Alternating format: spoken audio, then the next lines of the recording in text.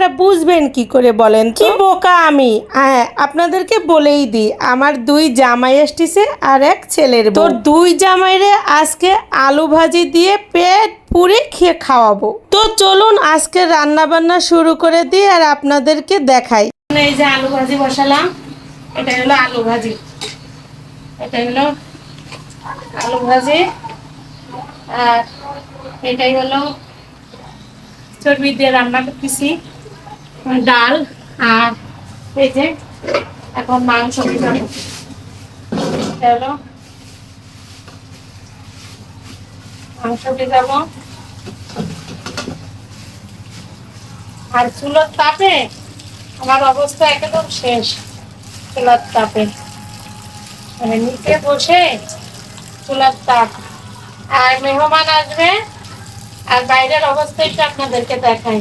এই যে বাইরে সেই ঝুম বৃষ্টি কারে বলে, বাইরে কিন্তু ঝুম বৃষ্টি হচ্ছে, বুঝছেন? বাইরে খুব ঝুম বৃষ্টি।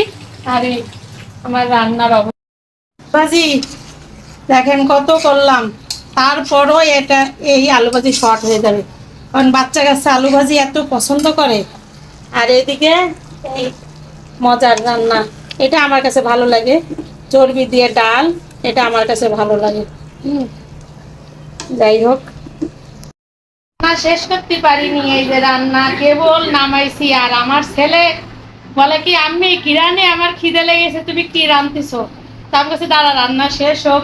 রান্না শেষ করেই আমার ছেলেরে আমি খেতে দিছি। এই দেখে আমার কিন্তু মেজো জামাই, আমি রান্না করতে চাই, আমি আমার খিদে লেগে গেছে, তুমি কি রান্না করতেছো? তাই রান্না শেষ করে আগে মেজো জামাই রে এই যে খেতে দিছি, মেজো জামাই রে, আমার মেজো জামাই। হ্যাঁ, এই দেখেন বড় জামাই কিন্তু আসতেছে, বড় জামাই আসার আগে মেজো জামাইরা যত আপ্যায়ন করে নি, নাই পরে আবার রিসারিসি চলবে না আব্বা। আব্বা আমার লজ্জা বলছে। মাংসের কালার, মাংসর কালার দেখেন। জামাই আসতেছে, 2 জামাই, পুতির বউ সব আসতেছে। যদি কালার ভালো না হয় তাহলে কি হবে বলেন? তাই সুন্দর করে যত নাড়া, যত ঝাঁকি তত নেখি, যত নাড়া তত রান্না সুন্দর হবে। তাই যত নাড়তেছি মানে, আর দোয়া দোয়া করে ফু দিচ্ছি যাতে রান্না সুন্দর হয়। এই যে মাংসের কালারটা কেমন হয়েছে জানাবেন। জামাই জনের জন্য রান্না করতেছি, মাংসের কালার যদি ভালো না হয় তাহলে তো হবে না, তাই না? এই জন্য